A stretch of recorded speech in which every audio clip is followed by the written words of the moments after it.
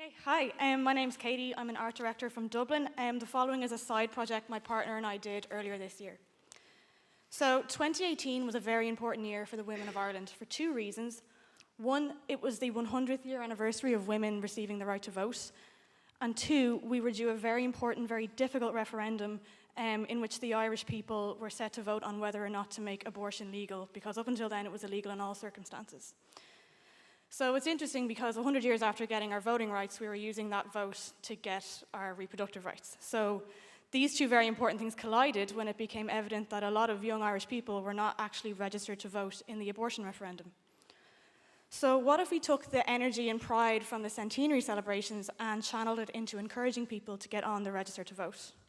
So our tagline was, in 1918, getting the vote changed history. In 2018, using your vote will change it again. So we decided the best way to bridge these two 100-year apart events was to use a slogan. So you might know the famous suffragette slogan was "Votes for Women," which they would have shouted at marches and put on their protest placards.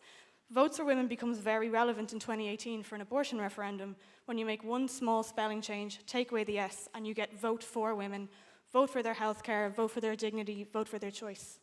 So we made protest placards ourselves to mimic the suffragettes, and then we photographed and pose matched the iconic photos of suffragettes protesting 100 years ago with women in Ireland today. And then we cut these photos into an emotive social film which we used to launch the project on International Women's Day this year.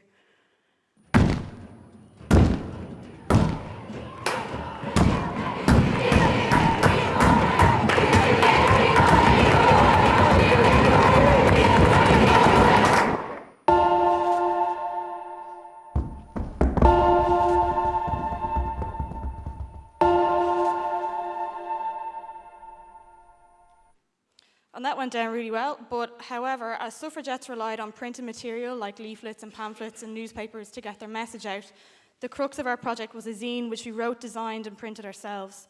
The zine concisely put down what we were voting on, why we should vote yes, and how to get on the register in time to vote on May 25th.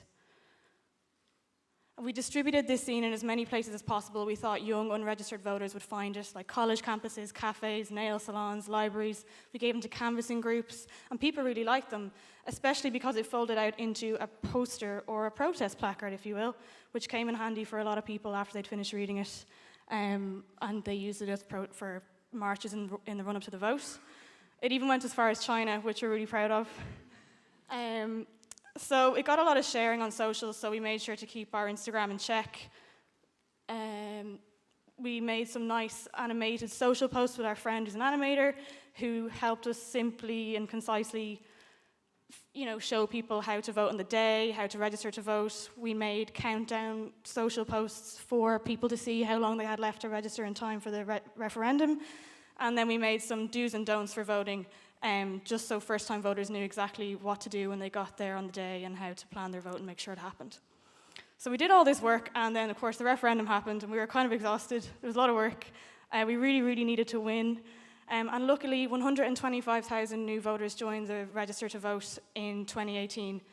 And these 125,000 new voters joined the rest of Ireland in saying a resounding, overwhelming majority yes to granting women access to abortion in Ireland for the first time in pretty much forever. I'm really proud to have had a stake somewhat in getting a yes vote in 2018, and I'm really proud of how far Ireland has come with its relationship with women. So yeah, that's it. Thanks very much.